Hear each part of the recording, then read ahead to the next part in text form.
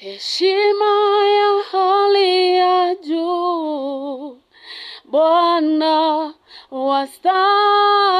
wastahili.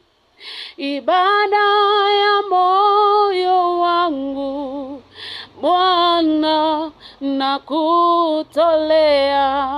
Heshima ya hali ya juu, Bwana wastahili.